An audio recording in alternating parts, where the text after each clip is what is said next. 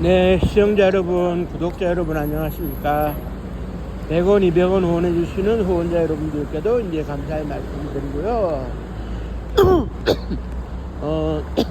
오늘날 전 세계가 그런 기본적으로는 이제 민주주의를 지향한다 하고 있지만 실제로 민주주의를 지향한다고 보기 어려운 국가들이 많이 있어요. 그래 이제 소위 말해서 이제 그런 혁명을 꿈꾸는 그런 국가들이 많이 있는데 누가 어떻게 해서 이제 혁명을 꿈꾸게 되는지에 대해서 오늘 좀 말씀드리려고 합니다. 그러니까 이제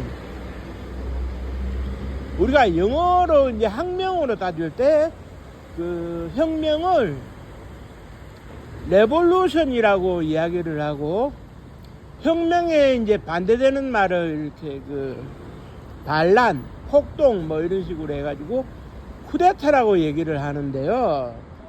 1700년대 후반에 1790년대에 들어와가지고 그런 혁명이 이제 루이 16세에 대해 가지고 마리 앙뚜아네트 왕비에 대해 가지고 반대를 하는 프랑스 시민들이 일으킨 혁명, 바스티유 감옥을 습격해 가지고 정치범들을 석방을 하고 하는 이런 과정에서의 혁명이 최초의 그런 시민혁명인데, 이 우리가 혁명과 쿠데타를 기준으로 삼을 때의 기준은 국민들의 열렬한 지지가 있느냐, 전폭적인 지지가 있느냐, 있다면은 이제 레볼루션이 되는 거고,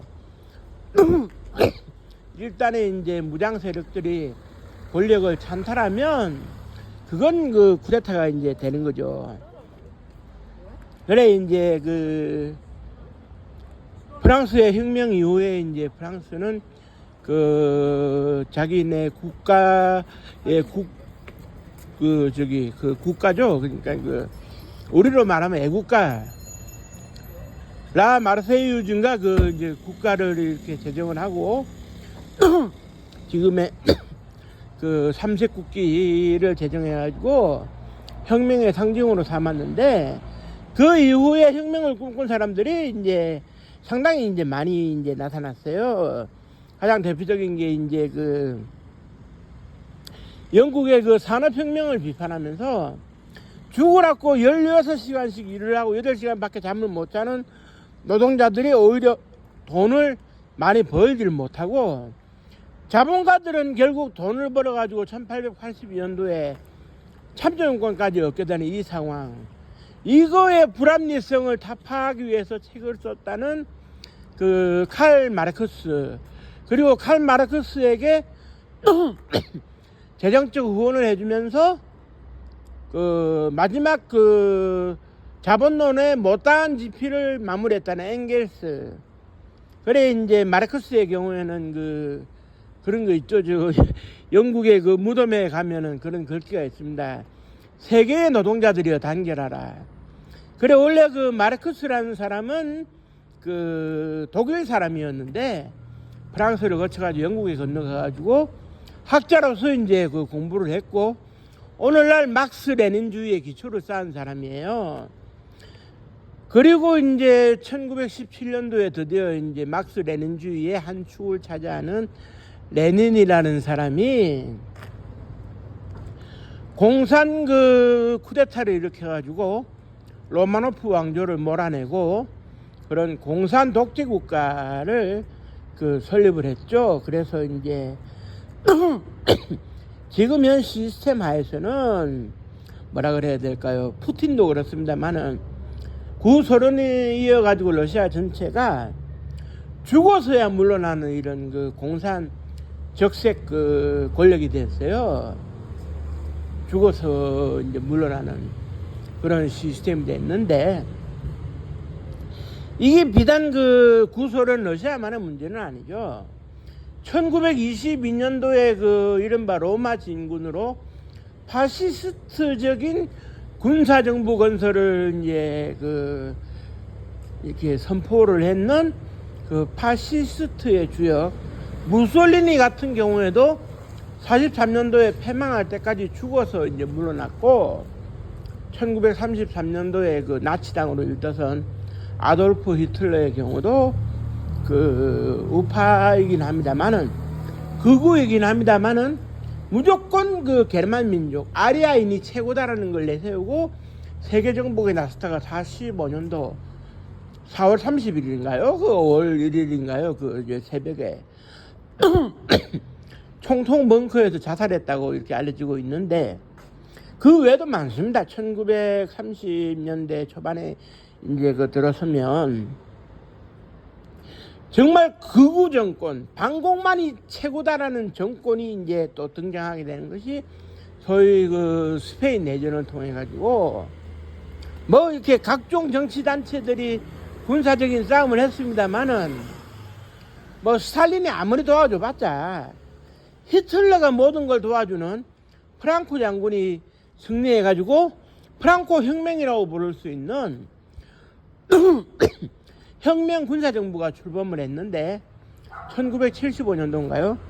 프랑코 대통령이 총통이죠. 총통이 사망하기 전까지 이 스페인에는 그 전체주의 국가로서 그런 거 민주화는 생각도 못하고, 프랑코 정권에 반대를 하면은 무조건 그 탄압을 받으니까.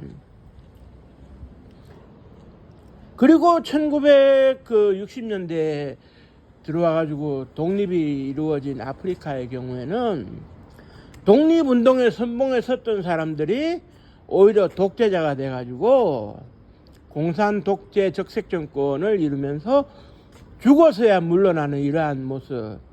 뭐 우간다의 이디아민이라든지, 이디아민 같은 경우에는 정치적 반대 세력의 그 리더를 잡아다가 이제 산채로 이제 죽여가지고 생간을 씹어먹었다 할 정도로 유명한데, 그 외에도 근년에 사망을 했는 91세로 사망했는 짐바브웨의 달러를 모두 모아놨다가 그냥 뭐 허지부지 돼버린 무가베가 있죠. 또 무가베. 물론 뭐 무가베 같은 경우는 돈을 1조 2천억 원 정도를 모았어요. 한국 돈으로. 그게 이제 어떻게 되느냐면 약 한 1억 달러 정도 되는데, 그 1억 달러 정도가 이제 그 짐바브웨에 가지고 있는 전 그 달러의 전부였어요. 그것이 이제 국유화가 됨으로써 이제 그 짐바브웨가 그 기초 건설은 할 수 있는 그런 또 분위기가 바뀌는 거고, 그리고 1971년도인가요? 그 세계 최초로 선거를 통해 가지고 공산 사회주의 정부를 수립한 바 있었던 그 칠레의 아엔데 정권은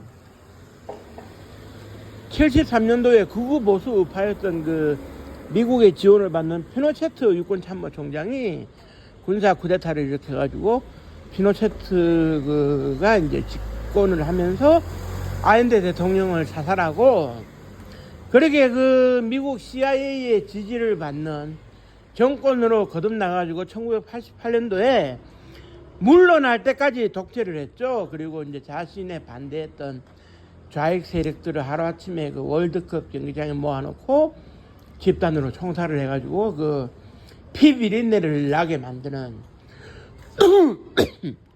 우리나라도 그 예외는 아닐 겁니다. 1961년도에 사회가 공산화 분위기로 간다. 이 어수선한 분위기에 군인들이 나서지 않으면 제2의 한국전쟁이 올 수 있다 해가지고 박정희 장군이 주도해서 5.16을 일으켰는데, 그것도 쿠데타죠. 일종의 국민들의 지지가 없는 군인들이 들고 일어나는 거니까 쿠데타인데, 그 쿠데타의 경우에도 그 반공을 국시로 내세우니까 미국의 케네디 정권이 인정을 좀 해주게 되는 이런 모양새.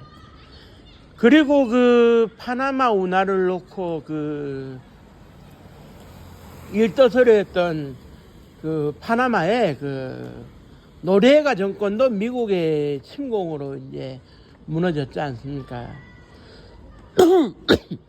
그러니까 이제 그 전 세계가 이렇게 그 혼돈의 세월을 20세기에 이제 21세기까지 보내는 거예요. 무조건 해가지고 이제 자기가 옳다, 극우가 옳다, 극자가 옳다, 뭐 이런 식으로. 우리가 그 우파와 그 좌파를 어떻게 구분하느냐? 1800년대인가요? 그 프랑스에서 현 정부를 지지하는 사람들이 그 오른쪽에 앉고 현 정부에 반대하는 사람들이 왼쪽에 앉았는데, 우리가 한자에서도 이렇게 얘기를 하지 않습니까? 왼좌 오를 우. 그래서 우파 이제 좌파로 나누는데 오를 우자라 해가지고 우파가 항상 오는 건 아니에요. 우파가 항상 오는 건 아니지만, 그렇다 하더라도 이제 그 우리가 이제 그 좌우의 대립이라고 하면은 늘 얘기할 수 있잖아요. 이제 그 공산주의와 민주주의, 민주주의와 공산주의. 사실 그 사회주의라는 표현은 적절하지 않거든요. 우리는 사회주의를 어떻게 쓰느냐? 공산주의라고 직접적으로 얘기하면 어감이 안 좋으니까 순화해서 쓰는 표현이 사회주의인 것이지, 공산주의예요, 공산주의. 물론 뭐 그 왕조국가 비슷하게 해가지고 뭐 가족끼리 권력을 나누고 형제끼리 권력을 나누는 뭐 그런 그 뭡니까, 그런 그 북한이나 쿠바 같은 나라는 뭐 말할 것도 없고요. 다만 이제 쿠바의 경우에는 어떻게 되느냐, 그 쿠바 공산 쿠데타의 선구자였던 피델 카스트로가 죽고 난 이후에 동생인 라울 카스트로가 앉았다가 이제 지금에 와가지고는 우리하고도 국교 정상화를 이루기는 했습니다. 우리하고도 국교 정상화를 이루고 했으니까 많은 그 변화가 있는 거예요. 많은 변화가 있는 건데, 결국 그러한 자나 우나 할 거 없이 그런 식으로 이제 얘기를 해가지고 이제 소위 그런 그 독재 그런 그 혁명이냐, 그 반란이냐, 그러니까 레볼루션이냐 아니면은 그런 그 쿠데타냐 하는 이 갈림길에 서가지고 어떤 식으로든지 좌나 우나 이렇게 장기 집권 독재를 하는 이것은 왜 결국 나타나느냐?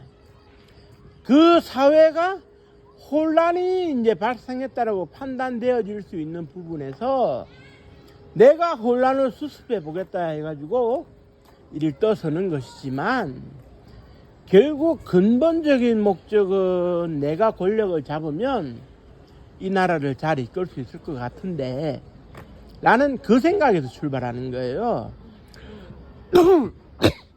그래서 이제 그 생각에서 출발을 하면서 돌아서서 어떻게 되느냐, 정권을 잡으면 우리식으로 얘기하면 청와대에 한번 들어가면 나오기가 싫은 거예요. 권력을 누리는 게 너무 재밌고 즐거우니까. 자기 명령에 따라 가지고 사람이 사형을 당하고 뭐 무죄를 선고받고 하는 일이 생기니까, 이 왕조국가는 이제 다른 게 없는 거예요. 왕조국가에서 왕의 한마디에 영의정이 하루아침에 유배를 가기도 하고 뭐 이런 게 있는데, 이 왕조국가하고 다른 다를 바가 없이 한 사람이 모든 걸 저기 사법 권력도 움켜쥐고 경제 권력도 움켜쥐고 일자리 권력도 움켜쥐고 자기 마음대로 하니까, 그러니까 이제 그 원칙적으로는 뭐 때가 되면 물러난다, 임기가 있다 이렇게 얘기를 하지만, 임기를 채우는 사람이 어디 있을까요? 최다 죽을 때에서야 이제 죽음으로써 육신이 저 세상으로 감으로 인해 가지고 물러나는 것이지. 그게 참 불행한 거거든요. 물러나야 할 때를 모르고 물러나지 못하고 있다가 뭐 시저와 브루투스의 얘기처럼 그 이제 그 측근에 의해 가지고 이제 위해를 당하기도 하고, 그런 거를 우리는 역사적으로 참 많이 봤어요. 그렇게 해서 죽은 자의 무덤 위에 일떠섰는 사람이 또 죽기도 하고, 이런 악순환이 전 세계에 거의 뭐 반복되어 왔다. 즉 다시 말해가지고 임기가 확실히 보장이 되고 그 임기를 지키고 수정 헌법의 기치 아래 모든 게 공평한 미국을 제외하고 나면은 전 세계가 그런 그 말도 안 되는 일을 겪어왔다는 이런 거에 대해 가지고 우리는 진지하게 유권자의 한 사람으로서 고민해야 됩니다. 지금 우리가 윤석열 정부를 퇴출시킨 상태에서 이걸 시민혁명으로 규정을 했을 때 이재명 정부라고 해서 다를 게 없지 않습니까? 이재명 정부가 잘못하면 유권자들이 지적을 할 수 있어야 돼요.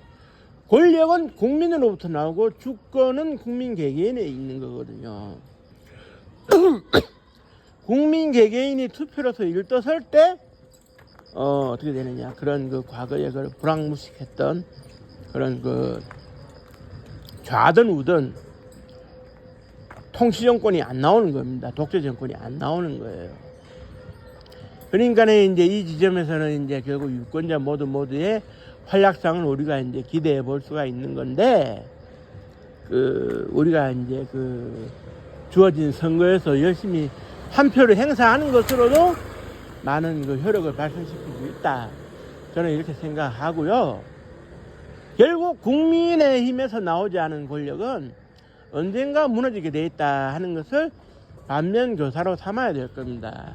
왜 전두환 씨가 7년 단임제만 하고 악착같이 물러났는지를 오늘 이 시점에서 고민해 볼 필요가 있다고 저는 생각을 하고요. 우리가 또 새로운 헌법이 출발하기 직전에 이제 놓여진 형국인데, 이 지점에서 정말 민주주의란 무엇인가를 우리 국민들 모두가 고민하는 시절이 되었으면 좋겠습니다. 너무 소주 한 잔에 삼겹살을 즐기기보다는 국가의 미래를 국민들이 다 같이 이제 고민하고 새로운 헌법 제정을 위해서 노력할 수 있는 그런 사회가 오기를 바라면서 오늘 방송을 마치도록 하겠습니다. 시청자 여러분, 구독자 여러분, 100원, 200원 후원해 주시는 후원자 여러분 모두 감사의 말씀드립니다. 고맙습니다.